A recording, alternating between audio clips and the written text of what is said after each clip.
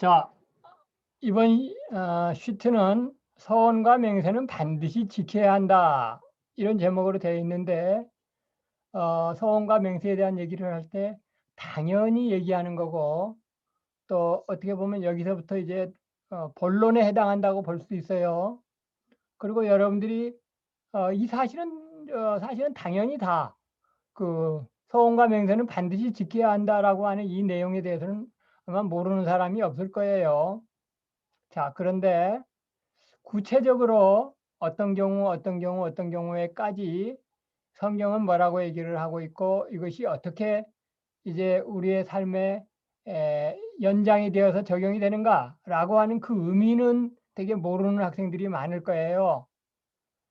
그래서 자, 여러분들에게 지금 이 서원과 맹세는 반드시 지켜야 한다 해가지고 여기 보면은 이방인이나 이단들과 맺은 약속도 지켜야 한다 라고 하는 거가 어떻게 연결이 되냐면 결국은 그 국제 조약의 문제로 결국은 연결이 돼요. 그 국제 조약이라고 하는 거는 나라별로 결국은 그 종교가 다른 경우가 많잖아요. 이슬람 국가도 있고 말이죠. 또는 불교 국가도 있고 말이죠. 그럴 때 그 다른 나라와 맺은 언약의 문제. 이제 그 부분은 오늘 예로 들겠는데 하나님을 믿지 않은 백성들과 맺은 그 언약이라고 하더라도 이게 지켜야 된다라고 하는 겁니다. 왜냐하면 하나님께서 하나님께서 그 언약을 그 약속을 지켜보시거든요.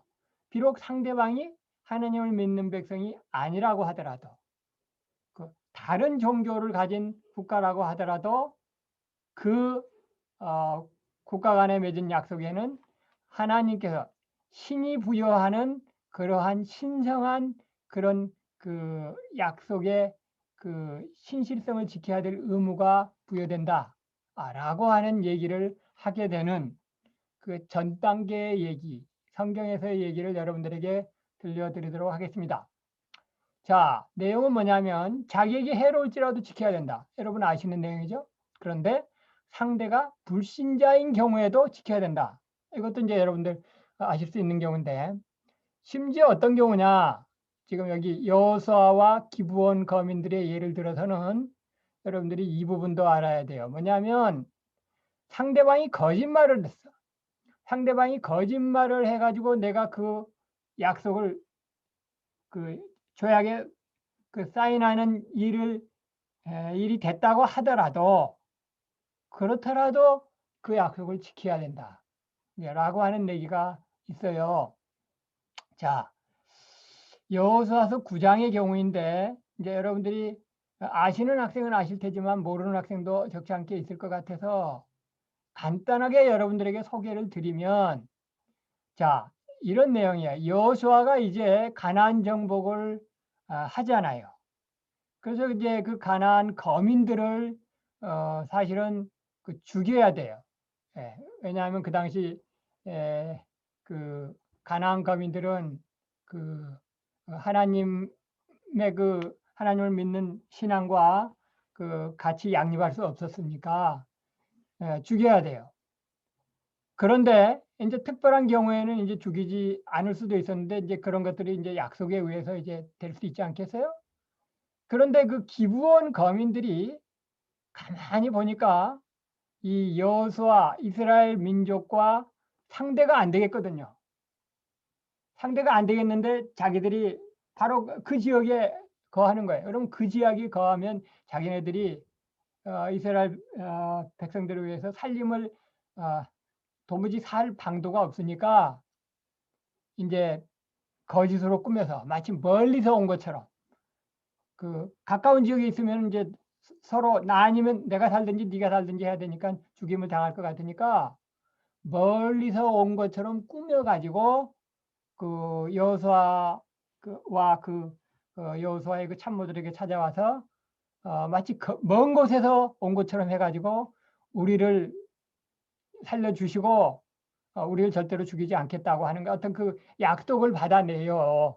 이 기브온 거민들이. 그러니까 순전히 기브온 거민들이 거짓말을 한 거예요. 마치 멀리서 온 것처럼. 그런데 하여튼 그 거짓말에 속아 가지고 하여튼 약속을 해. 예. 그 기본 거민들을 죽이지 않겠다고. 죽이지 않는 대신에 이제 어떻게 사용을 하냐면 그 물 깃는 일이라든가 또는 장작 패는 일이라든가. 그 당시 얘기하면 이게 3D 업종. 예.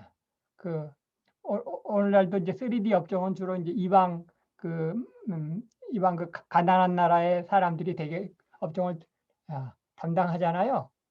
그래서 이제 여호사와 그 이스라엘 백성들이 기브온검들을 그렇게 쓰기로 하고 살려주기로 했는데 나중에 알고 봤더니 이 사람들이 거짓말한 거라.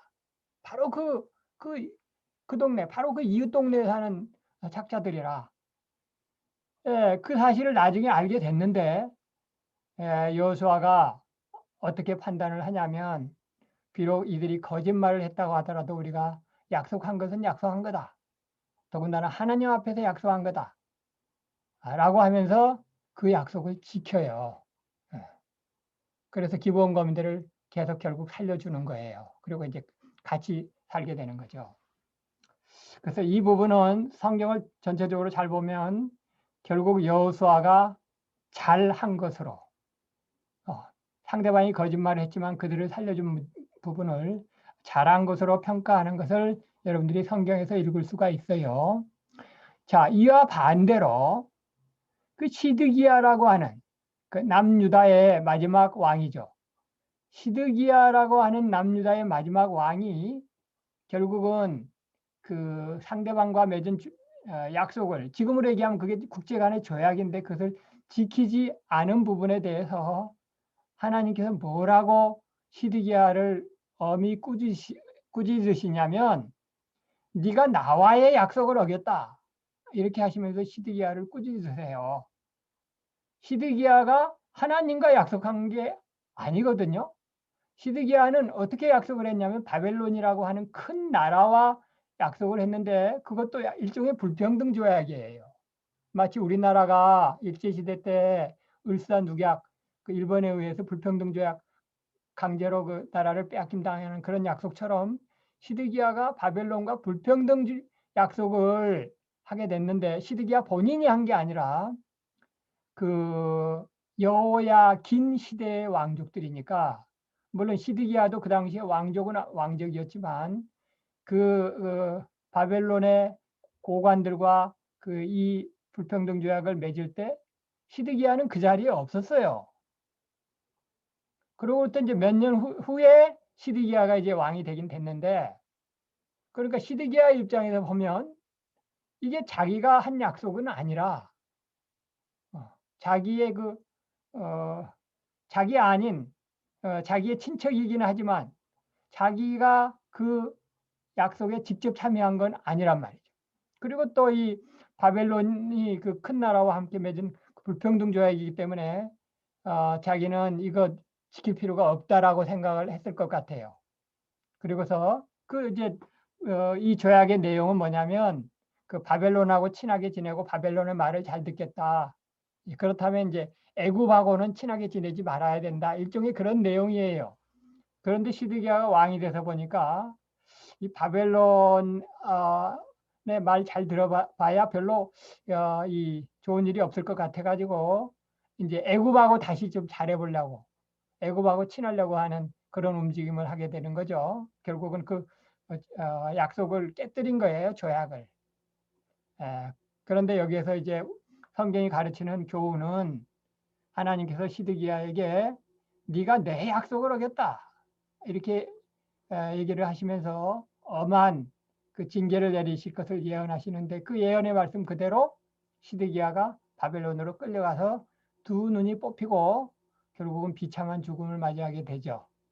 그 내용을 여러분들에게 드리면서 이 불평등 조약이라고 하더라도 외국과 맺은 하나님을 믿지 않는 나라의 그 사람들과 맺은 불평등 조약 이런저런 하여튼 우리가 생각하기에 좀 불합리한 것 같은 그런 조약이라고 하더라도 이것이 하나님 앞에서 맺은 약속은 지켜야 된다라고 하는 내용을 그 서원과 맹세의 가르침에서 우리가 그 연장선상에서 알 수가 있습니다. 그래서 이제 그 다음 시트가 국제 간의 조약에는 신께서 보장하시는 신성함이 있다. 그래서 말이죠. 어떤 나라는 불교 국가고 어떤 나라는 이슬람 국가이지만 또 어떤 나라는 아무 신을 믿지 않는 나라라고 하더라도 그 조약에는 말이죠. 그 조약이지. 거기에는 일반 개인들이 하는 그 약속보다도 특별하게 신적인 그 신성함이 있고 반드시 지켜야 되는 그런 그 외교 관례라고 하는 것이 결국은 중요한 문제가 되는 것입니다. 그래서 사실은 이런 중요한 조약을 맺기 이전에는 항상 국회에 그 비준을 받아야 되죠. 근데 이제 우리나라의 경우는 일전에 그 사드 문제라든가 그 일본과 위안부 합의 문제의 경우에 이제 몇 년 후에 돌이켜서 생각해 보면 이 중요한 그 국제 간의 문제를 국회 동의 꼭 비준을 받지 않고서 정부가 막 그 빨리 진행하자 식으로 그냥 해버렸던 문제가 있어요. 몇 년 전의 문제이긴 하지만 하여튼 그런 문제 때문에 해서 우리가 지난 몇 년 동안 굉장히 어려움이 있었잖아요. 그런 것들에 대해서 내가 길게 얘기를 할 필요가 없겠고, 자, 다음으로 넘어가겠습니다. 서원에서는 안 되는 것들. 서원에서는 안 되는 것들의 목록이 웨스트민스터 컨페션 그 22장 7절에 있어요. 그래서 여러분들이 앞으로 웨스트민스터 컨페션을 여러분들이 자주 보게 되실 터인데 22장을 찾아서 보시면 이렇게 한 4가지 정도는 서원에서는 이런 것들은 서원에서는 안 된다 라고 하는 내용이 있어요. 여기서 여러분들이 아실 것은 서원에서는 안 된다라고 하는 얘기는 서원해봤자 그거는 사실은 하나님의 입장에서는 별 효력이 없다. 하나님께서 그거 뭐 인정하시지 않는다라고 하는 의미도 들어가 있어요. 자, 참고로 1, 2, 3, 4 내가 다 얘기를 안 하겠고 2번하고 4번만 좀 여러분들에게 좀 코멘트 해드릴 게 좀 있어요. 이 평생 동안의 독신서약이라고 하는 건데 이게 우리 한국 교회의 그 여자 전도사님들 중에 나이가 오래 먹도록 결혼을 못한 여전도사님들이 여기에 해당되는 경우가 적지 않게 있어요. 근데 그 여전도사님들 개개인별로 그 뭐 차이가 있을 수는 있겠으나 어떤 경우에는 결혼을 하려고 했는데 결혼이 잘 안 되니까 좀 하나님 앞에서 하나님 나 결혼 안 시켜 주실래나 보죠? 그럼 나 결혼 안 할게요. 라고 하면서 약간 땡깡 비슷하게 결혼하면서 평생 동안 결혼 안 하겠습니다. 라고 하는 경우도 있기는 있는 것 같아요. 물론 모든 경우가 다 그렇다는 거 아니에요. 하여튼 그 이유가 어찌 됐든 간에 나 평생 동안 결혼 안 할래요. 라고 하는 결혼은 웨스트민스터 컨페션에 의하면 해서는 안 되는 기도예요. 하나님께서 안 받으신다고 봐도 돼요. 물론 그렇다고 해서 하나님께서 안 받으실 테니까 라고 하면서 나중에 몇 년 후에 보니까 이제 좋은 남자가 나타났어.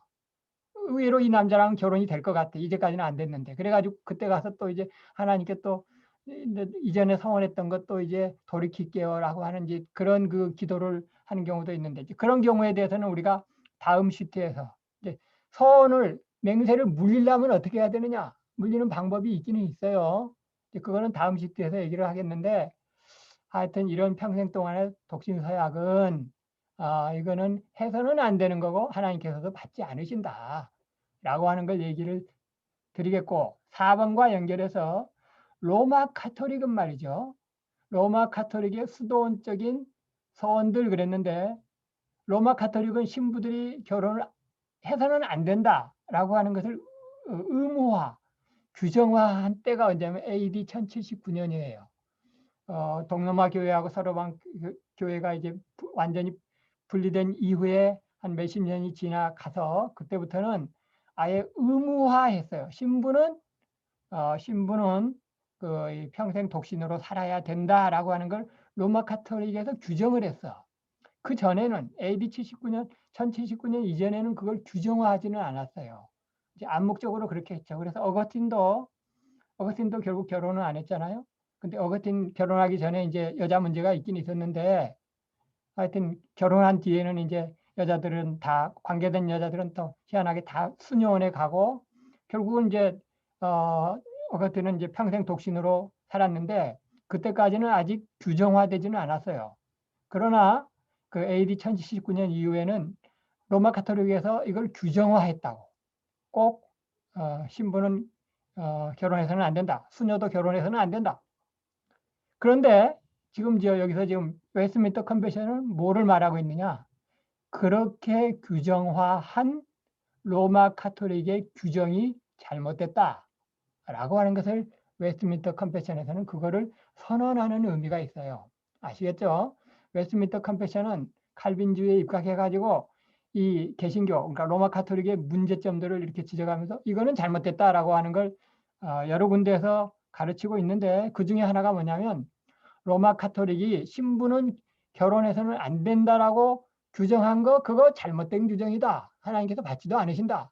라고 하는 걸 선언한 거였어요. 그거를 그 잘못된 규정을 최초에 깨뜨린 사람이 루터죠. 아시겠죠?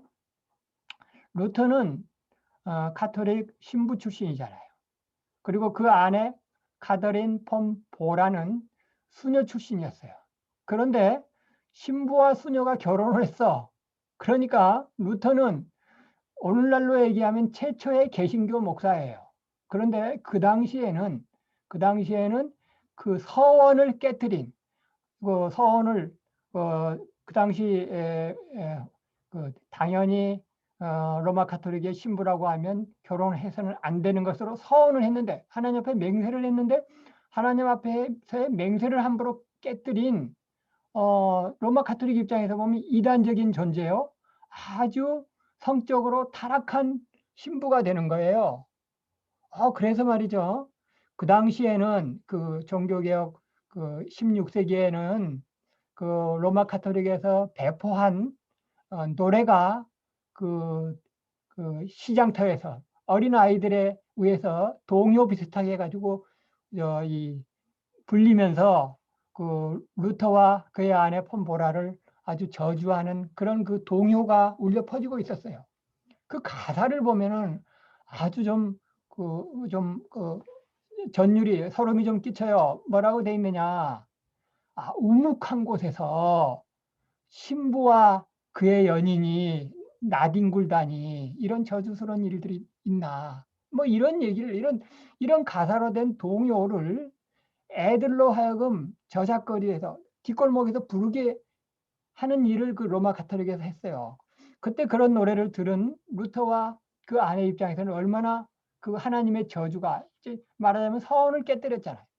서원을 깨뜨렸으니까 얼마나 이 하나님의 진노가 있을까라고 하는 거에 대해서 굉장히 불안했을 거예요. 그래서 그런지 루터의 글들을 보면 그 악마니, 그 마귀 얘기가 많이 나와. 칼빈의 글에는 악마나 마귀, 뭐 하얀 귀신, 뭐 검은 귀신 이런 얘기가 칼빈에는 안 나오는데 루터의 글에는 이런 게 많이 나와. 아마 그 이유도 자기가 그 서원을 깨뜨린 부분에 대해서 하나님의 징계가 있지 않을까라고 하는 그런 그 어떤 그 잠재의식이 있었을 거예요. 그런 그 동요가 그 사방에서 울려 퍼지고 그러는데 그 하나님이 얼마나 무섭겠어요. 자, 이 시트를 넘어가기 전에 한 가지만 더 얘기를 하도록 하십시다. 가령 남성의 생식기를 절단하는 문제. 자, 이거는 내가 왜 얘기를 하느냐.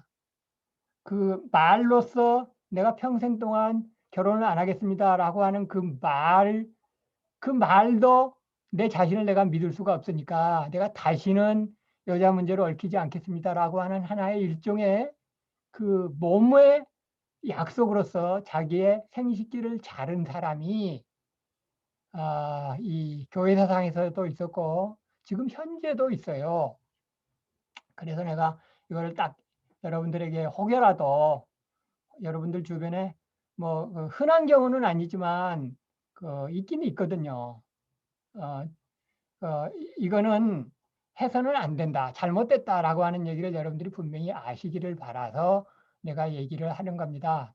이제 교회사상에서는 이제 오리겐이라고 하는 사람이 이제 이런 얘기에 해당이 되겠고, 오늘날도 내가 그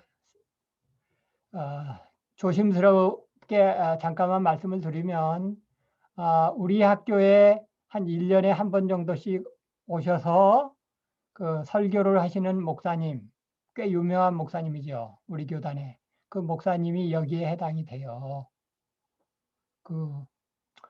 구체적으로 왜 자기가 자기 자신의 생식기를 잘랐는지 내가 그 이유는 잘 모르겠지만, 아, 그렇게 했다라고 하는 것을 본인이 본인의 간증집에서 밝히고 있어요. 그리고 그 간증집이 이미 세상에 여러분들은 몇 년 전에 나온 책이기 때문에 혹시 여러분들은 모를지 모르지만 우리 한국 교회 사상에서 알만한 분들은 아니까 제가 이 얘기를 해도 괜찮을 것 같은데, 그러나 제가 이름은 그 목사님 해마다 우리 학교에 한 1년에 한 번, 못해도 2년에 한 번씩은 와서 설교를 하시는 그 유명한 목사님이신데, 사실은 이게 해서는 안 되는 거예요. 다른 말로 얘기하면 미안한 얘기지만 잘못된 거예요. 그렇게 해서는 안 되는 거예요. 이제 본인 간증집에 의하면 본인이 어떻게 해서 그 이유에 대해서는 자세하게 얘기를 하지 않는데, 그 과정에 대해서는 비교적 꽤 자세하게 그 간증집에서 설명을 하고 있어요. 강남에 있는 어떤 병원을 찾아갔고, 처음에 병원에서는 안 됐지만 어떤 다른 병원에 가니까 결국 됐고, 그 전에 자기의 부인 그 사모님한테 어떻게 허락을 맡았고 뭐 이런 것들을 꽤 자세하게 설명을 한 그 간증집이 있긴 있는데, 제가 여러분 하여튼 말로써 하는 평생의 독신 서약 안 되는 거고, 그런 의미에서 로마 카톨릭은 잘못된 거고, 행위로서 하는 자기의 생식기를 절단하는 것도 이것은 웨스트민스터 컨페션에 의하면 그건 잘못된 것이라고 정지하고 있다. 라고 하는 걸 여러분들이 참고로 아시기를 바라겠습니다. 자, 다음 PPT. 무심 중에 발암 맹세가 잘못되었을 경우에 그 맹세를 되돌릴 수 있나? 되돌릴 수 있기는 있어요. 있기는 있다. 얘가 구약성경 레위기서에 보면, 레위기 5장에 보면 이러이러한 절차를 거치라라고 하는 것이 있어요. 그렇기 때문에 이 레위기의 그 내용을 보면 오늘날에도 역시 맹세나 서원을 잘못했을 때 어떻게 그거를 돌이킬 수 있는가라고 하는 것을 적용할 수가 있겠죠. 그래서 이 레위기를 보면 대개 내용이 이런 게 돼 있어요. 속죄제를 드리라, 속건제를 드리라. 그러기 위해서는 어린 암양이나 암염소를 바치라. 뭐 이런 내용의 레위기서 성경 말씀이 있어요. 그래서 이 내용을 오늘날에 이제 여러분들이 기도 생활 열심히 하는 사람들은 맹세를 서원을 잘못하는 경우가 있거든요. 반드시 있어요. 그럴 경우에 어떻게 이거를 돌이킬 수 있는가? 이제 적용을 해보면 자기가 자신이 먼저 기도를 하고, 자기가 그냥 하나님, 나 이전 그 맹세 그냥 돌이킬게요. 없었던 걸로 할게요. 이렇게 안 돼요. 보통 기도는 그렇게 해도 되겠죠. 하나님, 나 어제 기도 잘못 드렸어요. 그렇게 안 할래요. 얼마든지 할 수 있겠지만 자기가 서원한 또는 맹세하는 기도를 했다고 한다면 자기 혼자서 되는 문제가 아니에요. 아시겠죠? 그래서 상담을 필요로 하고, 구약 시대는 제사장을 통해야 되는 것처럼 담임 목사님과 상담을 해야 되고, 소정의 헌금도 해야 돼요. 그냥 맨입에 안 된다고. 아무래도 자기가 상담한 목사님 교회에 헌금을 하는 게 낫겠죠? 헌금도 소정의 어린 암양이나 암염소 정도에 해당하는 이런 정성을 드리고, 그 다음에 예배를 통해서 자기가 하나님하고 나하고만 아는 서원의 내용이라고 하더라도 이런 절차를 거쳐서 오니짓 돌이킬 수 있다 라고 하는 것입니다. 자, 교회에서 노처녀가 독신 서원을 한 후 나중에 마음에 드는 남자가 나타났을 경우, 자, 이건 루터의 경우가 있으니까 가능하긴 하다. 잘못된 서원을 냈을 때 루터도 그 서원을 깨뜨렸는데 가능하긴 해요. 그러나 루터나 카서린 폼보라가 살아있는 동안에 평생 동안 약간의 죄책감을 느꼈을 걸 생각을 하면 우리도 여기에서 온전히 없었던 걸로 할 수가 없어요. 그러니까 하여튼 저기를 하나님 앞에 기도를 다시 잘해야 되는 문제가 숙제가 있게 되는 거죠. 자, 마지막입니다. 여자의 서원. 민수기 30장을 보면 여자의 서원은 남자의 서원과 달리 쉽게 돌이킬 수가 있어요. 어떻게 쉽게 돌이킬 수 있느냐? 크게 결혼 전과 결혼 후에 이렇게 나눌 수가 있는데, 결혼 전에는 그 부친이 무효케 할 수 있어요. 물론 남자의 경우에도 결혼 전에는 그 아직 어린아이 때 한 기도는 부친이 무효케 할 수 있겠죠. 자, 그런데 결혼 후에는 말이죠. 결혼 후에는 남편이 그 여자가 한 서원 기도를 무효케 할 수가 있어. 자, 이제 이게 말이죠. 이게 우리의 실생활에서는 어떻게 관련이 되냐면, 대개 남편도 그 기도 생활을 좀 진하게 하고 아내도 기도 생활을 진하게 했을 경우에 아내가 서원한 내용하고 남편이 서원한 내용하고 다를 경우가 있어요. 특별히 두 사람 중에 한 사람이 그 선교에 헌신했을 경우에 대개 이럴 가능성이 굉장히 높아요. 이럴 경우에 어느 쪽 기도가 우선하느냐 하는 문제가 필연적으로 생긴다고 해요. 여러분들 일반 학생들의 경우는 이런 경우가 생기지 않을 가능성이 높지만 선교와 관련이 있은 또는 선교와 관련된 서원을 한 사람의 경우에는 결혼할 때 이 문제가 생길 가능성이 굉장히 높습니다. 실제로 내 경우가 그랬어요. 실제로 내 경우가 우리 집사람이 선교사 생활을 10년 하고 난 뒤에 이제 나랑 결혼을 했는데, 내가 결혼하기 이전에 서원 그 기도를 드린 부분이 있었던 거예요. 그리고 나도 결혼하기 전에 서원 기도를 드린 부분이 있었기 때문에 이제 결혼하기 직전에 보니까 이 문제가 상충하는 부분이 있더라고요. 하여튼 그랬는데 이제 그래서 나는 어떻게 풀었냐? 여기에 대한 나의 그 개인적인 그 간증에 해당하는 부분은 여러분들이 이제 혹시 궁금하신 분이 있으면 그 웨스트민스터 신앙고백 해설이라고 하는 내 책이 있어요. 그 킹덤 북스에서 나온 책인데 그 웨스트민스터 신앙고백 해설 그 22장 부분에 이 여자의 서원에 대해서 설명한 부분 그 이제 뒷부분인데 거기에 보면 그 내가 어떻게 그 문제를 풀었는지라고 하는 약간 간증성 큐티가 그 글이 실린 게 있으니까 이제 여러분들이 그거를 통해서 확인하실 수 있고 그 얘기의 핵심은 뭐냐면 그 성인 여자가 결혼하기 전에 한 그 서원에 대해서 또는 맹세에 대해서 남편이 무효케 할 수 있다. 라고 하는 내용. 그런데 그 아주 분명히 알아야 될 주의해야 될 그 요점이 하나 있어. 그게 뭐냐면 다만 얘기한 그날만 무효화가 가능해요. 이게 중요해요.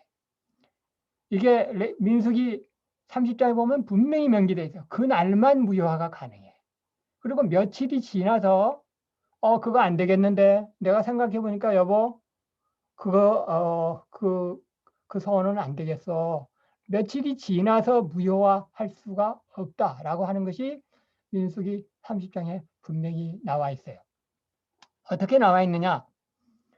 자, 민수기 30장이 꽤 길어요. 엄청 길어.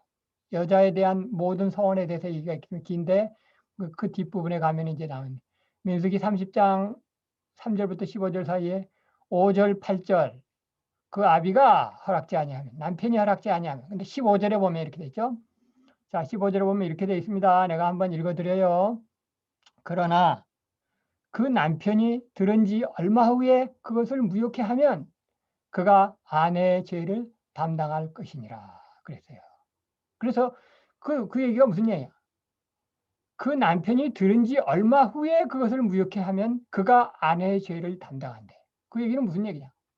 그가 아내의 죄를 담당한다는 얘기는 그 서원 기도를 함부로 번복하고 지키지 않은 데 대한 하나님의 징계가 있잖아요. 그 벌을 그 남편이 받게 되리라 그 얘기예요. 그래서 얼마 후에, 들은 지 얼마 후에 이 5절과 8절에 보면 그 아비가 그것을 듣는 날에 허락지 아니면, 듣는 날이 그날, 그 날이라고 하는 게 24시간을 가르치는지 아니면 그 들은 날 그 해가 넘어가면 그걸로 끝나는 건지, 거기에 대해서는 뭐 이런 의견 저런 의견이 있을 수도 있겠지만 하여튼 그 날이 아니고 다른 날에. 그래서 여기는 이제 15절에서는 그 남편이 들은 지 얼마 후에, 2, 3일 지난 후에 또는 일주일 지난 후에, 여보 그거 내가 생각해 보니까 안 되겠어. 그거는 좀 상식적으로 좀 곤란해. 이제 그 뭐죠?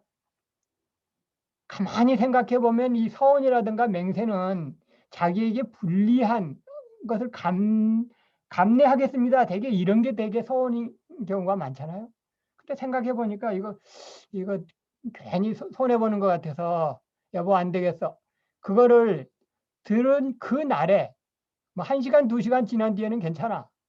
1시간, 2시간 지난 뒤에는 괜찮은데 뭐 24시간이 지났든지 그 다음 날 또는 다다음 날 그 얘기를 하면 그것은 남편이 그 아내가 받아야 될 벌, 서원을 지키지 않은 벌에 대해서 남편이 벌을 받으리라라고 하는 말씀이에요. 여러분들 이게 굉장히 그 흥미로운 건데 의외로 오늘날 모르는 사람들이 많아요. 뭐 레위기나 민수기 다 옛날 얘기 아니야. 이렇게 생각하시는데 오늘날 엄연히 서원 기도가 있고 맹세 기도를 해야 될 때가 있는데 그 사실을 생각하면 이것을 잘못했을 때 어떻게 푸는지 에, 분명히 힌트가 되는 말씀이 있으니까 이거를 참고로 하시길 바랍니다. 이런 명령 구절이 명시된 이유 1번, 2번 두 가지 썼는데 1번 얘기는 그 누구든지 다 알 수 있는 얘기예요. 어디든지 어떤 주석이든지 보면 1번에 대한 그 설명은 어떤 주석이든지 다 있어. 부친이나 남편의 궁극적인 책임, 즉 그 대표자, 가장으로서의 대표자의 역할을 가부장적 권위를 성경이 중시하기 때문이다. 이 설명은 어디든지 다 있어요. 그런데 2번에 대한 설명은 없어. 어디든지 없어요. 그 칼빈의 주석이든지 어떤 주석을 봐도 그러니까 이게 지금 2번에 대한 부분은 그거죠. 그것을 듣는 날에 한정하는 그것을 듣는 날만 가능하다. 우효화가 가능하다라고 하는 그 부분에 대한 그 설명을 그 이유에 대한 설명은 없어. 그래서 내가 이거를 가지고 그 이유가 뭡니까? 내가 좀 며칠 동안 기도해 보지 않았겠어요? 그랬더니 딱 이 문장을 주시더라고 하나님께서. 물론 하나님께서 이 문장을 그저 이렇게 탁탁탁탁탁 한자 한자 주신 건 아니지만 이 생각을 저에게 주신 것 같아. 음. 그래서 내가 이렇게 정리를 했는데 이렇게 썼어요. 자 보세요. 일정 기간 후에는 인간의 사악함이 인간은 사악해 원래. 인간은 죄성이 있어요. 그리고 자기가 손해보는 짓을 안 하려고 하는 게 인간의 마음이에요. 그 사악함이 개입될 수 있는 여지가 생기는 시점, 그것이 일정 기간. 그래서 며칠 후에는 벌써 인간의 사악함이 들어올 수 있는 소지가 있다. 그렇기 때문에 그거를 막기 위해서 그것을 듣는 날에 허락지 아니한 경우로 한정을 했다. 이렇게 내가 이유를 갖다가 써붙였습니다. 내가 생각해도 이 이유가 합당한 것 같아. 예. 물론 에, 칼빈이 한번 보고 이 2번을 보고서 그 얘기가 맞다 나도 동의한다 이렇게 얘기를 해줬으면 좋겠어요. 아마 천국에 가면 칼빈이랑 만나서 그때 그 PPT에다가 2번 집어넣은 거 맞죠? 내가 칼빈이나 어거스틴 만나면 한번 물어보고 싶어요. 그러면 아마 맞아요. 아니 그 사람이 나한테 그분이 나한테 존댓말은 쓰지는 않겠죠. 맞아. 수고하셨어. 이렇게 해주면 내가 참 마음이 기쁠 것 같아요. 자, 여러분, 오늘 또 이렇게 해서 오늘 두 번째 수업을 마치고 항상 여러분 하는 얘기지만 이걸로서 수업이 끝난 게 아니에요. 자, 녹화 수업은 일단 여기서 끝내겠습니다. 녹화 수업은 여기서 끝내지만 또 여러분들이 받은 은혜를 나누는 시간, 또 마무리 기도하는 시간 이후에 잠깐 동안 갖도록 하겠고, 혹시 여러분들 질문이나 질문보다는 여러분들이 느낀 생각들, 그리고 이번 강의를 통해서 효과적으로 알게 된 유익들, 이런 것들을 좀 나누는 시간으로 되었으면 좋겠어요. 여러분들의 그 자발적인 대답이 없으면 내가 주로 여학생들에게 내가 물어볼 겁니다. 자, 끝냅니다.